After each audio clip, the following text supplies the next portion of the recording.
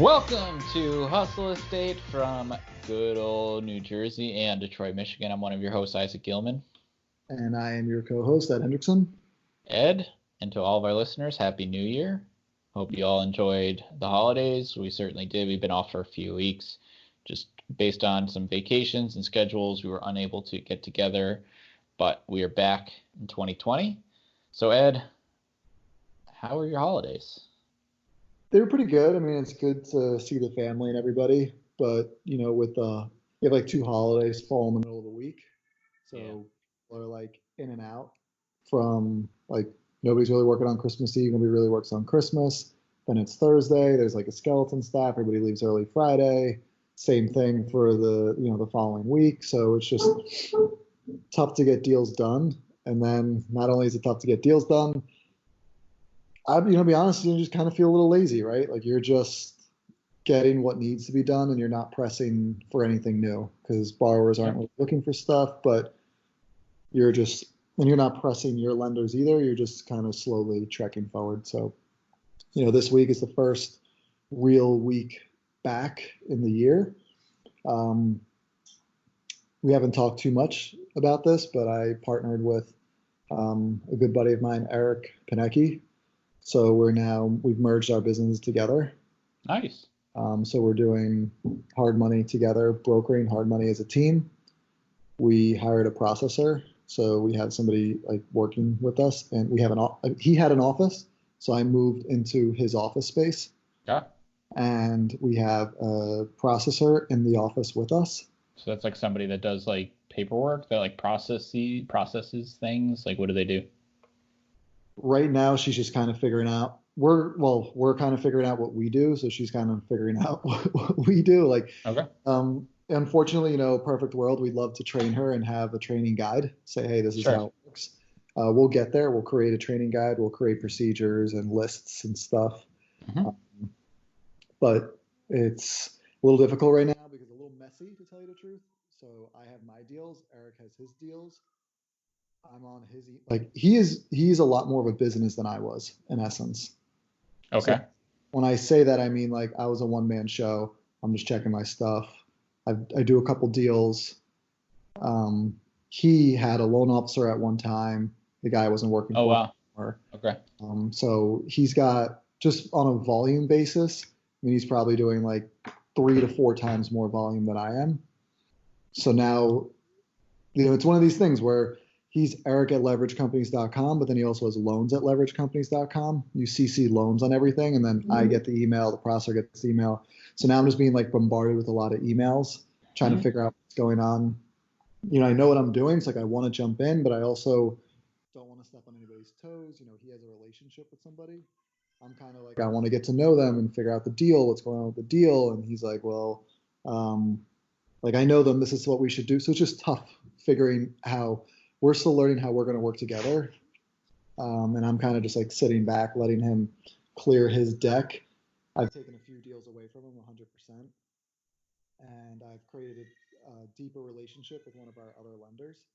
So I'm working to push that relationship forward. So I spent a little bit of time today and yesterday speaking to someone who could be a new lender, potentially.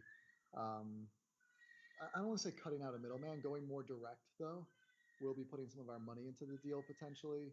So we'll make more money on every deal, which is kind of an objective of ours, is obviously not just, obviously an objective is make more money, but not make more money so much by making more deals, make more money by making as much money as we can on each deal.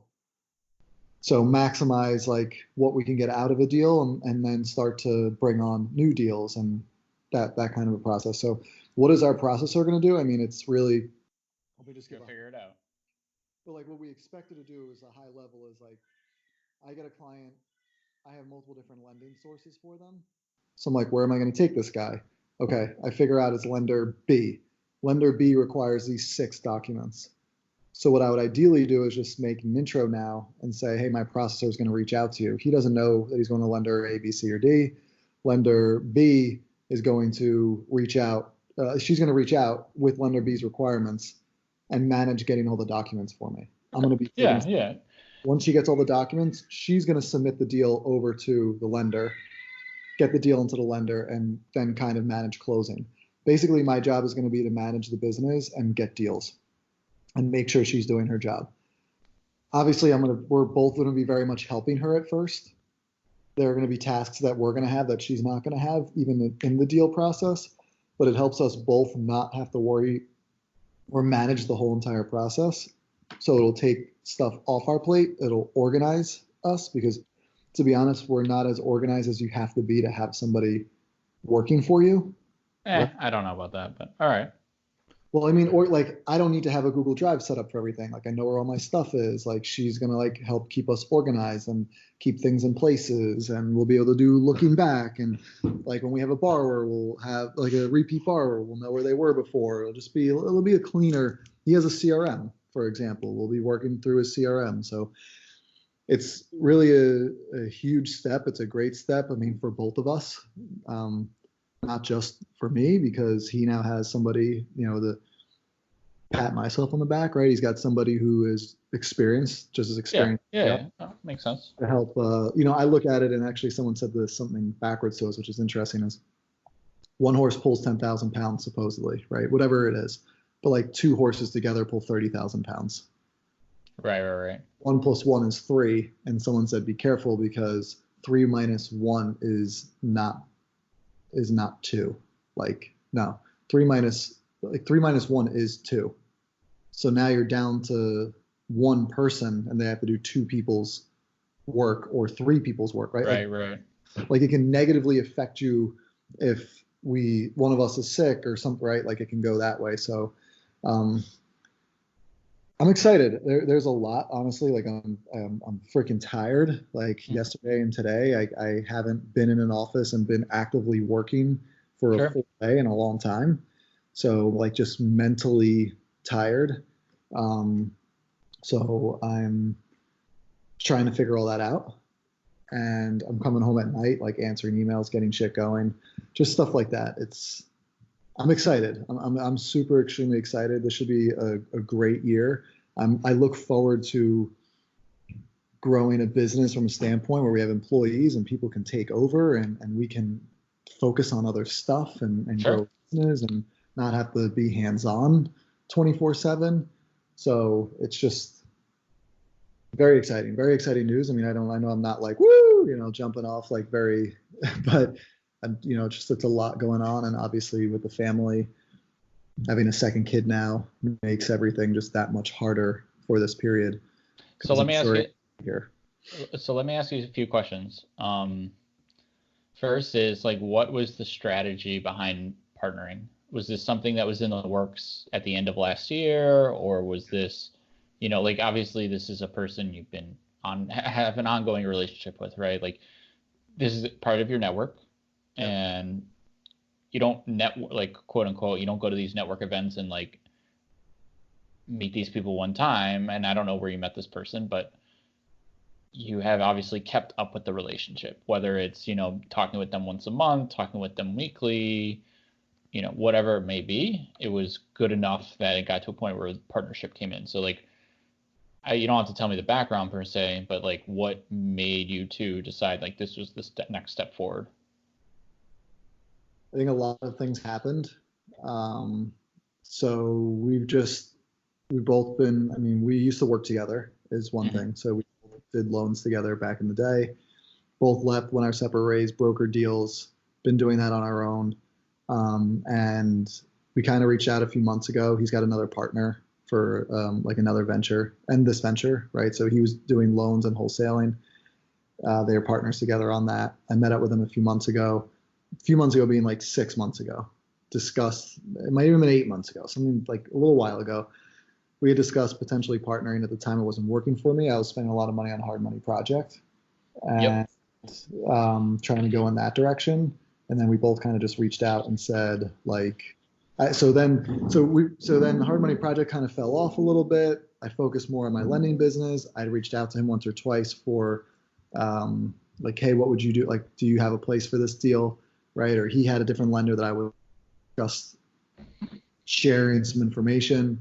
And then he had a loan officer that was working for him who quit. And he reached out to me and was basically like, yo, dude, I'm bombarded. what do you think about, like, I know you're not doing Hard Body Project anymore. Like, do you want to get together and talk and see how we can maybe help each other out? Okay. And I was like, absolutely. Got together. He told me the situation. Now I found out really like the guy quit. This is like where we're at. And you know, we just discussed like how we could help each other, and we figure like we can be a better team together than separate. Because I lend completely to different people than he lends like through. So we both are working on different sources to get people, different places to send deals. So we feel like some of his people can go to my lenders, some of my lenders, like, you know, we can vice versa. We can get a lot more done. And you're kind of like increasing your network yeah, by partnering with this person, right? Like your financial options. exactly. Yeah, that's cool. Okay, so you're looking for ways to provide more value to your customers. Yep. Okay. So we just figured, hey, January 1st we'll kind of start. And then he threw me on the emails. Didn't actually, I mean, it officially started January 1st. We really hit the ground running in the office like yesterday. It's the first like true, like call it 9 to 5 day. Okay. And then even though like I'd been there Sunday, you know, kind of in and out and stuff, like just trying to get stuff together. So it's been challenging, right? Like Sure. it's challenging to It's do that. change of, totally changing up your normal routine. Yeah. And like merging businesses, I think is Yeah, challenging. probably. You both have your own like habits and what you think makes sense, and now you're like, you've always kind of feared working with others, not because you don't like to, but just because you wanted to kind of figure it out yourself, and now you're not going to be able to do that as much, but at the same time, it'll provide other benefits, right? Yep. It'll provide benefits of like, you know what, I got to trust somebody, I got to let them kind of do their thing and hope that it works. Yeah. And I mean, he's pushing me just without even trying, right? You know, like I Yeah. said, I hired a processor. Like I've never had an employee. I have an employee now. Yeah. We Yep. decided we were just going to start this processor the day we started, and we're working together now. We're training her. I mean, we're figuring out how it's going to work out. And that's like kind of it's still very on, like, not that it's not entrepreneur, but that's like so entrepreneur, right? Just do it, just try, hire somebody, see how it goes, right? We're going to make mistakes. And he's very much like a move forward, move forward. I'm like, sit back, calculate, look, move forward, sit back, calculate, look. So I think we're going to really help each other from that, because he's going to force me to grow. I hope that I force different decisions to be made, you know, from like a let's look and see how we can do that. Yep. I think that we're just going to come together. And the other thing that I have to say that I think has been a big thing for me is it's very hard to self-motivate, right? When you're at home. Yeah, we talked about this. It's lonely to work by yourself. Exactly. Yeah. Now we're together, and it's kind of like, it is a little rah-rah. It's like, yes, let's go get this one. Like, okay, you want to try that? I've been thinking about doing that on my own. I haven't done, okay, let's do it. And it's happening, right? Like, we already, like I said, a relationship that I was kind of trying to build. We called it today. We got it done. We're submitting a deal. Like we're finalizing tomorrow, submitting our first deal to this guy. And we have a second one right behind it. And honestly, maybe even a third and fourth, like through the pipeline that we're looking at. So stuff like that, it's happening, it's moving quick, and it kind of has to happen that way, right? We haven't, and I guess what I want people to understand is we do have an employee now. We have somebody who is counting on us. They their job, like it's crazy to think. I mean, to me, and I haven't really like expressed this to anybody, but it's crazy to me to think that somebody left their job at a corporate company that is, you know, very real, right? Like not entrepreneur setup, to come work for us, like, and they're putting their faith in us. Like we got to pay her at the end of the month. You know what I mean?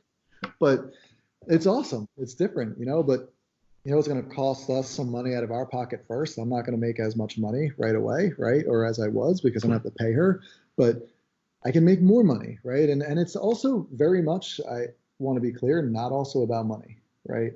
Because now something that I'm going to be able to do is go on vacation and actually go on vacation. True. I don't have to bring my work with me. Of course, I'll have my phone. I'll be there for answers, but there will be other people to take over. Same thing for him, you know, and she wants some ownership. And if this business grows, she'll have people working for her. The sky's the limit, right? I mean, you know, we all want to be the next Google, but I mean, legitimately, like there's an option for us to have a couple employees by the end of the year and have some. That'd be cool. That'd be awesome. Yeah, running along. So I'm really excited about it. And you know, from a financial standpoint, I had thought like, how do you turn this business from a X amount of money business to a 10x amount? And this is definitely like a step you take to 10x your business, right? You hire somebody, you put some pressure on, you get an office, and you really start pushing. And it's the step that we both, I think, needed to take. So it's awesome. That's great. Good way to start the year. Yeah, definitely. So another thing I want to say while we're on, while we're chatting here about this new business venture, I'm rereading The One Thing right now. Okay. What's it about? I don't know. I've never read it. It is like not to be a wise guy. It is about one thing. You can only really ever do one thing great. So I've been trying to potentially flip houses, get rentals, do loans, and be a realtor. So I decided when Eric and I came together, aside from the book, I decided to read The One Thing after I made the decision to reread it again, is that I'm going to be loan focused. I will be doing loans all the time. Okay. I will not try to be a realtor because that is a distraction to what I'm trying to do, especially the kind of realtor stuff I was doing. I'm like, hey, friend wants some help. I'll help that one guy. Like, oh, I'll help that other one guy like 3 months later. It's hard to start and stop, right? So I'm going to stop doing that. And the first thing, like, it's crazy. As I said, I'm going to stop doing that. I got a call for a referral. And it was very, very hard for me to say. I'm not going to lie. Like, I was I see. Want to do this. And I said no. So I'm doing that. I'm still going to try to acquire rentals. That is an important thing to me because that always is and will be part of an end game in my life, a retirement, call it. I mean, so that is something I'm focusing on as well, but not like forefront focusing on it. Like if they come, they come. I won't be out hunting. Yes, I get the emails every day. I'll look, if that was a good deal, okay, maybe I'll purchase that, right? Kind of the same way this other one fell into my hands. Okay.